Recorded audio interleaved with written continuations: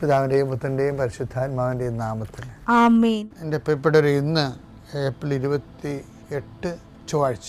അമ്മേ പരിശുദ്ധ അമ്മേ, അമ്മേ പരിശുദ്ധമേ, ദൈവമാതാവേ, കൃപാസനത്തിലൂടെ ഞങ്ങൾക്കും ഞങ്ങളുടെ ദേശത്തിനും അമ്മ മധ്യസ്ഥം തേടി തന്ന എല്ലാ അനുഗ്രഹങ്ങൾക്കും കൃപകൾക്കും ഞങ്ങളിപ്പോൾ ഹൃദയം നിറഞ്ഞ നന്ദി പറയുന്നു. അമ്മേ പരിശുദ്ധമേ, ദൈവമാതാവേ, 2004 ഡിസംബർ 7 ഉച്ചകഴിഞ്ഞ് 2:30 കൃപാസനത്തിൽ സംഭവിച്ച അമ്മയുടെ പ്രത്യക്ഷപ്പെടലിനെ കുറിച്ച് തിരുസഭയ്ക്ക് സമർപ്പിച്ചിരിക്കുന്ന പഠനരേഖകളുടെ മേൽ സഭാത്മകമായ പഠനം ആരംഭിക്കുവാൻ ഞങ്ങൾ പ്രാർത്ഥിക്കുന്നു. അമ്മേ പരിശുദ്ധമേ, ഭൂസ്വർലോകങ്ങളുടെ രാജ്ഞിയായ അങ്ങേയ്ക്ക് ഭൗമസംരക്ഷണത്തിനായി പ്രപഞ്ചപ്രകൃതിയെ തന്നെ തിരുസഭ പ്രതിഷ്ഠിക്കുവാൻ ഈ പ്രത്യക്ഷീകരണം വഴി ഇടയാക്കണമേ. പരിശുദ്ധമേ, ജപമാല മാതാവേ, സകല കൃപാസനം പ്രാർത്ഥനയോടും ചേർത്ത് ഞങ്ങളിപ്പോൾ പ്രാർത്ഥിക്കുന്ന ഈ കുടുംബത്തിന്റെ പ്രത്യേക നിയോഗം പറ മക്കളെ.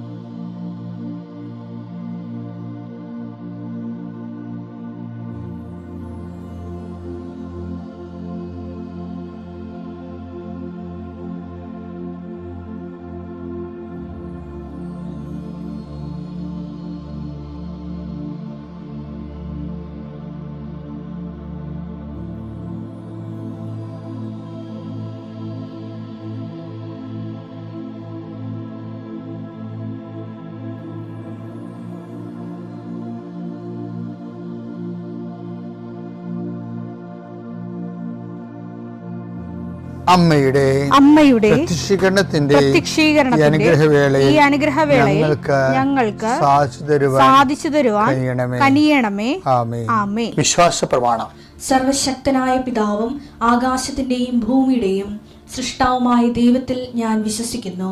അവിടുത്തെ ഏകപുത്രനും ഞങ്ങളുടെ കർത്താവുമായ ഈശോമിശിഹായിലും ഞാൻ വിശ്വസിക്കുന്നു. ഈ പുത്രൻ പരിശുദ്ധാത്മാവിനാൽ ഗർഭസ്ഥനായി കന്യകാമറിയത്തിൽ നിന്ന് പിറന്ന് പൊന്തിയോസ് പീലാത്തോസിന്റെ കാലത്ത് പീഡകൾ സഹിച്ച് കുരിശിൽ തറയ്ക്കപ്പെട്ട് മരിച്ച് അടക്കപ്പെട്ട് പാതാളങ്ങളിൽ ഇറങ്ങി മരിച്ചവരുടെ ഇടയിൽ നിന്ന് 3-ാം നാൾ ഉയർത്ത് സ്വർഗത്തിലേക്ക് എഴുന്നള്ളി സർവശക്തിയുള്ള പിതാവായ ദൈവത്തിന്റെ വലതുഭാഗത്തിരിക്കുന്നു. അവിടെ നിന്ന് ജീവിക്കുന്നവരെയും മരിച്ചവരെയും വിധിക്കുവാൻ വരുമെന്നും ഞാൻ വിശ്വസിക്കുന്നു. പരിശുദ്ധാത്മാവിലും ഞാൻ വിശ്വസിക്കുന്നു. വിശുദ്ധ കത്തോലിക്കാ സഭയിലും പുണ്യവാന്മാരുടെ ഐക്യത്തിലും പാപങ്ങളുടെ മോചനത്തിലും ശരീരത്തിന്റെ ഉയർപ്പിലും നിത്യമായ ജീവിതത്തിലും ഞാൻ വിശ്വസിക്കുന്നു. ആമേൻ. സുഖസ്ഥനായ ഞങ്ങളുടെ പിതാവേ, അങ്ങയുടെ നാമം പൂജിതമാകണമേ. അങ്ങയുടെ രാജ്യം വരണമേ. അങ്ങയുടെ തിരുമനസ് സ്വർഗത്തിലെ പോലെ ഭൂമിയിലും ആകണമേ. അന്നു വേണ്ടുന്ന ആഹാരം ഇന്ന് ഞങ്ങൾക്ക് തരണമേ. ഞങ്ങളോട് തെറ്റ് ചെയ്യുന്നവരോട് ഞങ്ങൾ ക്ഷമിക്കുന്നത് പോലെ ഞങ്ങളുടെ തെറ്റുകൾ ഞങ്ങളോടും ക്ഷമിക്കണമേ. ഞങ്ങളെ പ്രലോഭനത്തിൽ ഉൾപ്പെടുത്തരുതേ, തിന്മയിൽ ഞങ്ങൾ രക്ഷിക്കണമേ. ആമേൻ. നന്മ നിറഞ്ഞ മറിയമേ, സ്വസ്തി. കർത്താവ് അങ്ങയുടെ കൂടെ സ്ത്രീകളിൽ അങ്ങ് അനുഗ്രഹിക്കപ്പെട്ടവളാകുന്നു. അങ്ങയുടെ ഉദരത്തിൻ ഫലമായി ഈശോ അനുഗ്രഹിക്കപ്പെട്ടവനാകുന്നു. പരിശുദ്ധ മറിയമേ, തമ്പുരാന്റെ അമ്മേ, പാപികളായ ഞങ്ങൾക്ക് വേണ്ടി ഇപ്പോഴും ഞങ്ങളുടെ മരണസമയത്തും തമ്പുരാനോട് അപേക്ഷിക്കണമേ. ആമേൻ. കർത്താവിന്റെ ഉന്നതമായ നാമത്തിന് സ്വസ്ഥം ചെയ്യും. കർത്താവിന്റെ വിശുദ്ധ പൗരോഹിത്യത്തെ മഹത്വപ്പെടുത്തണമേ. കർത്താവ് സഭയിലുള്ള സാന്നിധ്യം പ്രകടമാക്കണമേ. 40 വർഷം ഞാൻ അർപ്പിച്ച കൃപാന്റെ യുഗതിയാൽ കൃപാസ്ഥാനത്താറെ ജീവനോടെ പ്രത്യക്ഷപ്പെട്ട മാതാവിന്റെ മധ്യസ്ഥത്താൽ ഞാൻ മക്കളെ ഈശോ നാമത്തെ ആശീർവദിക്കുന്നു. കർത്താവെ, ജോലിയില്ലാത്തവര്, വീടില്ലാത്തവര്, ജീവിതത്തിൽ കലഹങ്ങളും ഭിന്നതകൊണ്ട് പിരിഞ്ഞു താമസിക്കുന്ന ജീവിത പങ്കാളികളെ, കുഞ്ഞുങ്ങളുടെ തെറ്റായ അവസ്ഥകൾ കണ്ട് വിഷമിക്കുന്ന മാതാപിതാക്കന്മാരെ, ശാരീരികമായ രോഗങ്ങളെ അവസരപ്പെടുന്നതും രോഗം ആകുന്നതിന് സമയമെടുക്കുന്നില്ലെന്ന് ഓർത്ത് ഉത്കണ്ഠപ്പെടുന്നവരെയും സമർപ്പിച്ച് പ്രാർത്ഥിക്കുന്നു. ഇന്ന് യാത്ര ചെയ്യുന്നവരെ, ഇന്നത്തെ യാത്രയ്ക്ക് വേണ്ടി വിവിധമായ ഒരുക്കിയിരിക്കുന്ന ലക്ഷ്യങ്ങൾ, കണ്ടുമുട്ടുന്ന വ്യക്തികൾ, സംസാരിക്കുന്ന സംഭാഷണങ്ങൾ, എഴുതുന്ന രേഖകൾ, ഒപ്പിടുന്ന ഡോക്യുമെൻറ്റുകൾ, പങ്കെടുക്കുന്ന ഇൻ്റർവ്യൂകൾ, സെൻഡ് ചെയ്യുന്ന മെസ്സേജുകൾ എല്ലാം കർത്താവിൻ്റെ കൃപയാൽ നിറയപ്പെടാനും നീ ഇന്ന് തിരികെ എത്തുന്ന സമയത്ത് കർത്താവിൻ്റെ കൃപ നിന്നും നിറഞ്ഞു നിന്നുകൊണ്ട് സന്തോഷം വന്ന് ഉറങ്ങുവാനും ഇന്നത്തെ ദിവസം മുൻനിർത്തി നീ കണ്ടുമുട്ടുന്ന ഓരോ നിമിഷങ്ങളെയും, നിൻ്റെ ഓരോ സമയങ്ങളെയും, സന്ദർഭങ്ങളെയും, എല്ലാം സംരംഭങ്ങളെയും പരിശുദ്ധമ്മ ദൈവമാതാവിൻ്റെ മധ്യസ്ഥത്തിൽ രാത്രിയും തിരിച്ചെത്തുന്നവരെ കർത്താവിൻ്റെ നാമത്തിൽ മാതാവിൻ്റെ മധ്യസ്ഥതയിൽ ഞാൻ നിൻ്റെ ജീവിതത്തെയും നിൻ്റെ കുടുംബത്തെയും ഈശോ നാമത്തെ ആശീർവദിക്കുന്നു. എൻ്റെ പ്രിയോട് ഞാൻ ഇന്നലെ പറഞ്ഞതിൻ്റെ കുറച്ച് ബാക്കി പറഞ്ഞു. ഞാൻ ഇപ്പോൾ ഒരു രസമുണ്ടേ, എൻ്റെ പ്രസംഗത്തിന് എൻ്റെ കുറച്ച് എന്നോട് വളരെ അടുപ്പമുള്ളവരൊക്കെ വാട്സപ്പ് റിലേഷൻസ് ഉള്ള ആൾക്കാരുണ്ടല്ലോ, ഏറ്റവും സഹപ്രവർത്തകർ, അടുത്ത സഹപ്രവർത്തകർക്ക് അതുള്ളൂ 10-20 വരെ ഉണ്ടാകാൻ തുടങ്ങണം. അപ്പോൾ അവർ ചിലരൊക്കെ ഇത് ഈ ഡെയിലി ബ്രെഡ് കൂടുന്നുണ്ട്. അപ്പോൾ ഒരാൾ കൂടി പറഞ്ഞേ, അച്ഛൻ്റെ ജീവിതാനുഭവങ്ങൾ കേൾക്കാൻ നല്ല രസമാണെന്നത്. ഇപ്പം ഞാൻ ഇന്നൊരു ജീവിതാനുഭവം പറയാൻ പോയി.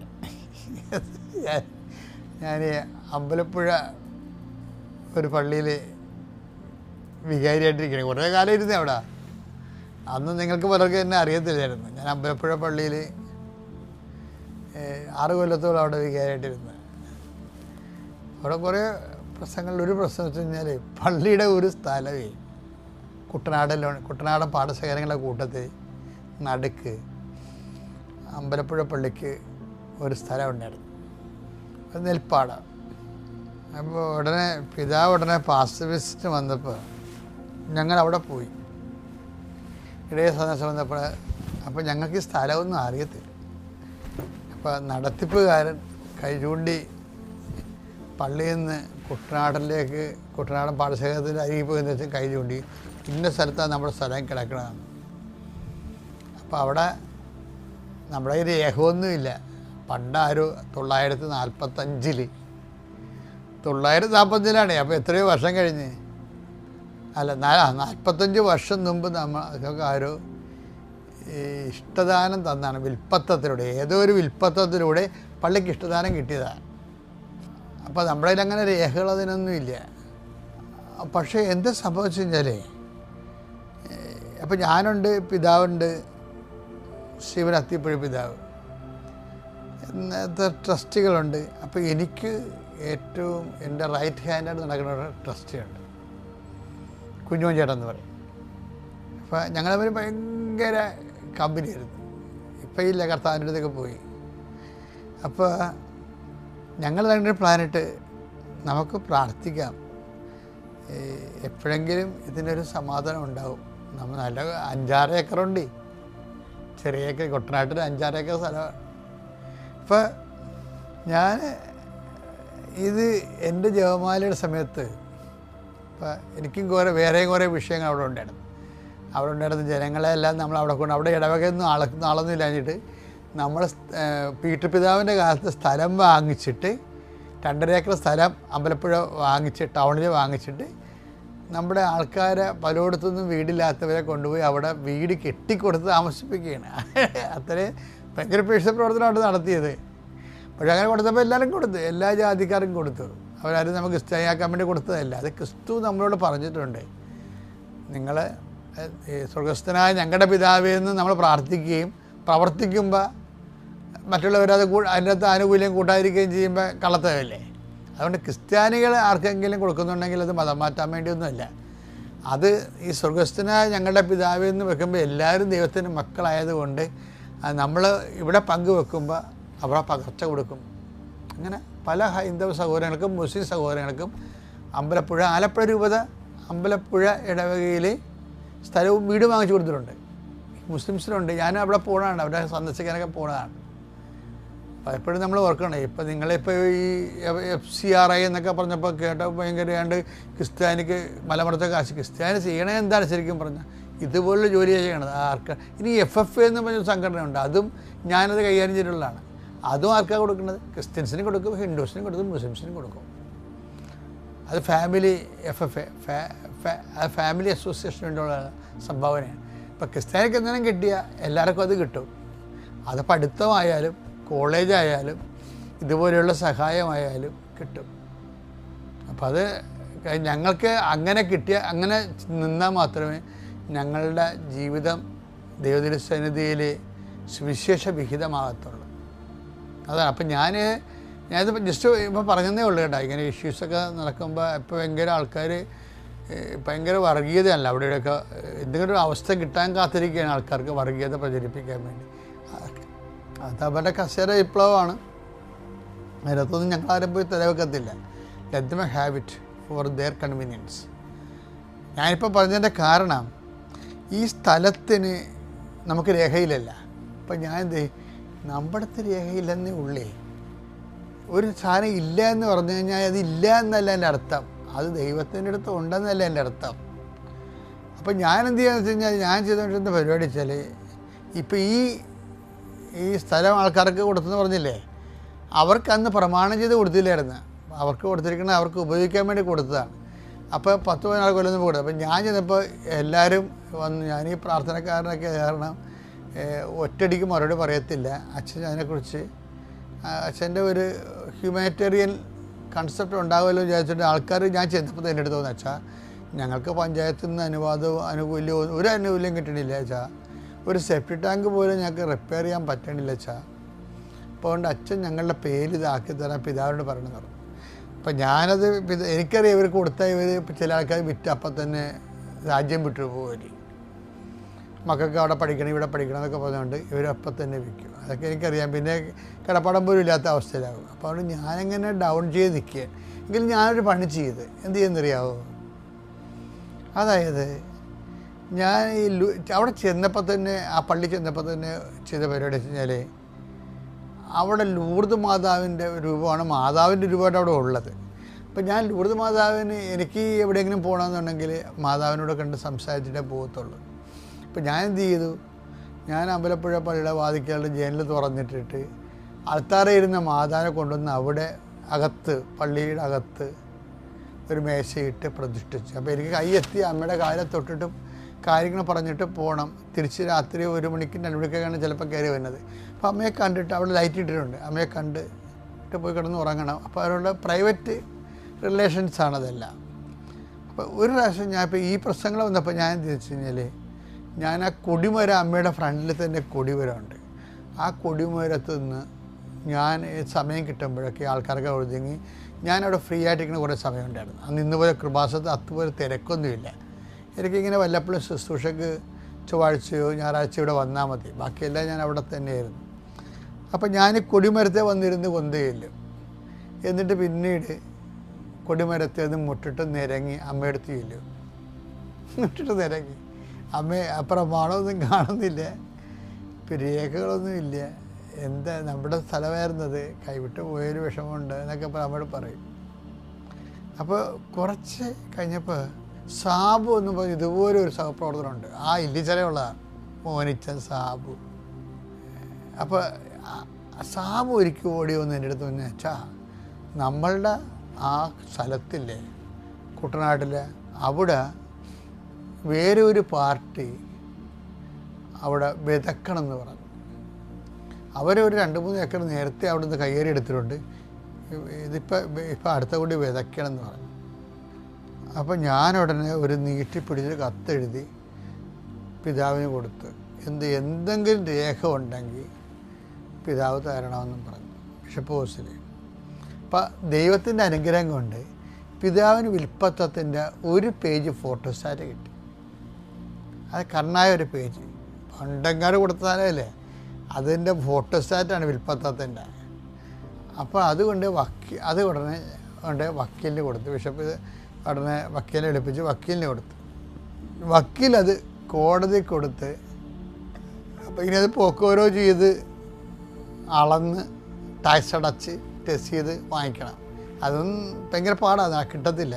അപ്പം അതിന് കോടതി എന്ന് ഉടനെ പറഞ്ഞ് ആ വസ്തു നിങ്ങളുടേതാണെന്ന് തെളിയിക്കാൻ എന്തെങ്കിലും ഡോക്യുമെൻ്റ് വേണമെന്ന് പറഞ്ഞു. അപ്പോൾ വക്കീൽ പറഞ്ഞ് നമ്മുടേതാണെന്ന് ആ വസ്തു നമ്മളിപ്പം ഇപ്പോഴും നമ്മൾ കൈകാര്യം ചെയ്യുന്നുണ്ടെന്ന് പറഞ്ഞതിന് ഡോക്യുമെൻ്റ് വേണമെന്ന് പറഞ്ഞു.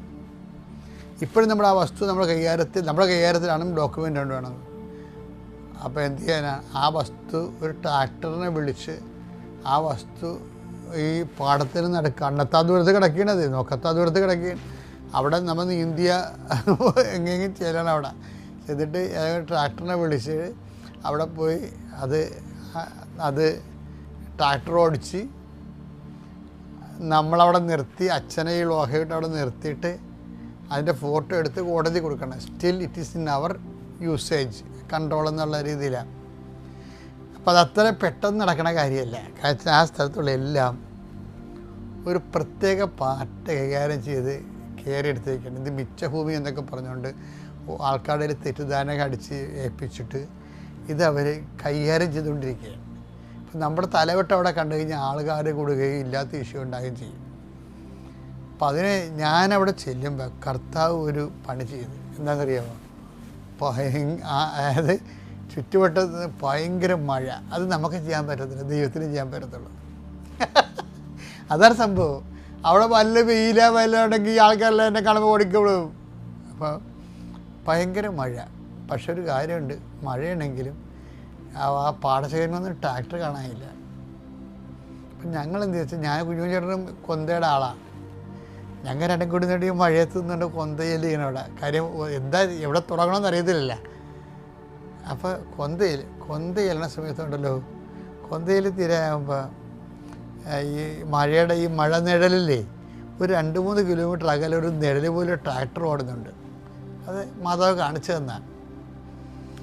അപ്പോൾ ആ ട്രാക്ടറിനെ വിളിക്കണം. പക്ഷേ അത് നമ്മുടെ നമ്പറൊന്നും, നമുക്ക് ആ സ്ഥലത്ത് ഞാൻ ആദ്യം ചെല്ലുകയും നമ്മുടെ നമ്പറൊന്നുമില്ല. അപ്പോൾ ആ വഴിക്ക് കൂടി തന്നെ കുടയും ചൂടി പോകണം കണ്ടപ്പോൾ ഞാൻ ചോദിച്ചു, ചേട്ടാ ആ ട്രാക്ടറിൻ്റെ നമ്പർ കിട്ടാൻ എവിടെ വല്ല മാർഗമുണ്ട്? അപ്പോൾ അയാൾ പറഞ്ഞത് മോട്ടോർ വരെ ചോദിച്ചാൽ ചിലപ്പോൾ കിട്ടുമെന്ന് ചോദിച്ചു. അപ്പോൾ ഞങ്ങൾ ഈ മഴയത്ത് മോട്ടോർ വരയിലോട്ട് നടന്ന് മോട്ടോർ വരെ ചെന്നപ്പോൾ ആ ട്രാക്ടറിൻ്റെ നമ്പർ കിട്ടി. ഞങ്ങൾ ഈ മഴയത്ത് അയാളെ വിളിച്ചു. അയാൾ വിളിച്ചപ്പോൾ അയാൾ പറഞ്ഞ്, അങ്ങനെയൊന്നും വരാൻ പറ്റത്തില്ല, നമ്മൾ സ്ഥിരം കുറ്റികളല്ലല്ലോ. ഇവിടെ ഞാൻ ഏറ്റവും കുറേ സംഭവങ്ങളുണ്ട്, ഞാൻ ചെയ്തുകൊണ്ടിരിക്കുക, മഴയത്ത് വരാൻ പറ്റിയില്ലെന്ന് പറഞ്ഞു. തന്നെയല്ല, ആ സ്ഥലം ഇന്ന ആൾക്കാർ കൈകാര്യം ചെയ്തുകൊണ്ടിരിക്കുകയാണ്, അതൊരു തർക്കപ്പുരയിടമാണെന്നൊക്കെ പറഞ്ഞുകൊണ്ട് അയാൾ സ്ഥിരമായിട്ട് അവിടെ ആ മേഖലയിൽ വർക്ക് ചെയ്യുന്ന ട്രാക്ടറുകാരനാണ്. അപ്പം എൻ്റെ മാതാവ് എനിക്ക് തന്നൊരു അതാണ്ട് ഇത് ഈ പ്രെയർ ചെയ്യണമെന്ന് പറഞ്ഞതിൻ്റെ കാര്യമാണ്. നമുക്ക് ചെയ്യാൻ പറ്റാത്ത കാര്യങ്ങളുണ്ടാകും നമ്മുടെ ജീവിതത്തിൽ. ഞാൻ ഉടനെ പറഞ്ഞു, ചേട്ടാ ഒരു 10 മിനിറ്റ് വന്നാൽ മതി, 1 മിനിറ്റിന് ചേട്ടന്. അപ്പോൾ ഒരു 10 മിനിറ്റ് വന്നാൽ മതി, ചേട്ടന് 5000 രൂപ തരാമെന്ന് പറഞ്ഞു. അപ്പോൾ ഉടനെ പുള്ളിക്ക് മനസ്സിലായി സീരിയസ് ആണ്, നമ്മൾ ആത്മാർത്ഥമുള്ളവരാണ് മനസ്സിലായത്. നോക്കട്ടെ മഴ ഒന്ന് തോരട്ടെന്ന് പറഞ്ഞു. അപ്പോൾ ഉടനെ ചെറിയൊരു മഴ തുറന്നപ്പോൾ തന്നെ പുള്ളി 10 മിനിറ്റ് അപ്പോൾ കാര്യമല്ലേ. ഞങ്ങളിവിടുന്ന് ഈ മഴയത്ത് ഈ കുറേ പോകണം, അതിൻ്റെ അകത്ത് 1.5 കിലോമീറ്റർ നടക്കണം. അപ്പോൾ ഞാൻ ലോഹയൊക്കെ ഊരി തയ്യൽ ഓല കെട്ടി വെച്ചിരിക്കുക. താഴെയുടെ നനഞ്ഞ് കുതിർന്നു പോയി. പിന്നെ ഈ പാൻസ് ഇട്ടുകൊണ്ട് ഇറങ്ങി ഈ പാടശേഖരത്തിൻ്റെ വരമ്പിൽ കൂടി പോവുകയാണ്. നല്ല മഴയാണ്. പിന്നെ കുറേ വരമ്പിൽ ചിലപ്പോൾ കുഴമ്പില്ല. അവിടെ പിന്നെ നമുക്ക് ഇങ്ങനെ അരവപ്പം ഈ മുട്ടപ്പം വെച്ച് നീന്തി. പക്ഷെ അവിടെയൊക്കെ അണലി ഉള്ളതാണ് ശരിക്കും. എൻ്റെ ഒരു സുഹൃത്ത് അണലി കടിച്ച് അവിടെ മരിച്ചിട്ടുണ്ട്. പക്ഷേ ഈ സമയത്തൊന്നും ഈ മഴ അല്ലെങ്കിൽ നീന്തൽ അല്ലെങ്കിൽ ഇതൊന്നും ദൈവം നമ്മളെ അറിയിക്കത്തില്ല. അതാണ് എൻ്റെ വിഷയം. അതായത് ഒന്നും നിന്നെ ഉപദ്രവിക്കത്തില്ല. കർത്താവിന് നമ്മളെ കുറേ വാഗ്ദാനങ്ങളുണ്ടേ.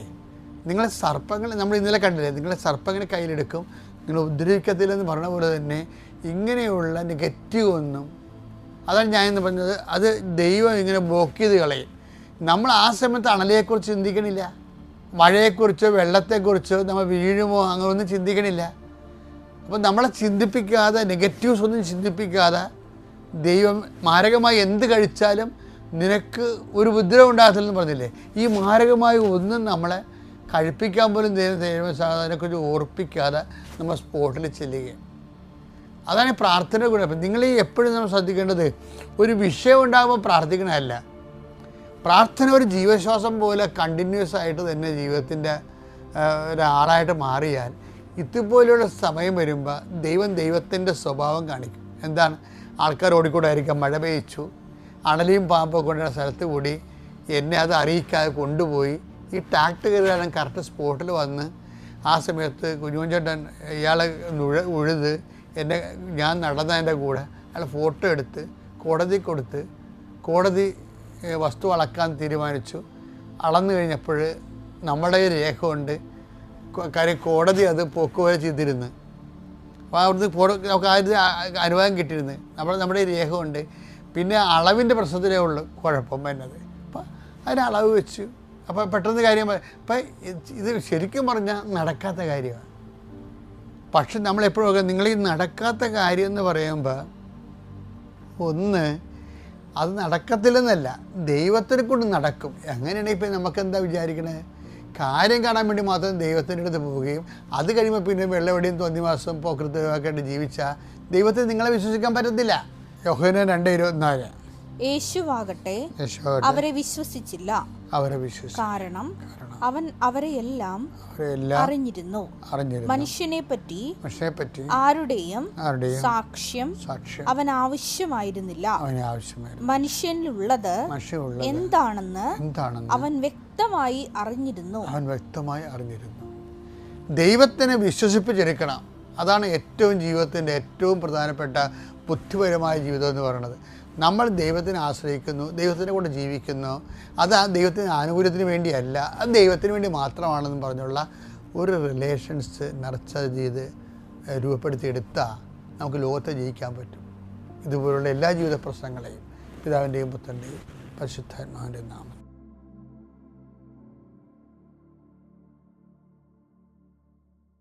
അത്യപൂർവ ദൈവാനുഭവങ്ങൾ ഇനി നിങ്ങൾക്കും സ്വന്തം. ഈ യൂട്യൂബ് ചാനൽ ഇതുവരെ സബ്സ്ക്രൈബ് ചെയ്തിട്ടില്ലെങ്കിൽ ഇപ്പോൾ തന്നെ സബ്സ്ക്രൈബ് ചെയ്യുക. ഈ വീഡിയോ ഇപ്പോൾ തന്നെ നിങ്ങളുടെ സുഹൃത്തുക്കൾക്ക് ഷെയർ ചെയ്തുകൊണ്ട് കർത്താവിന്റെ പ്രേക്ഷിതരാകുക.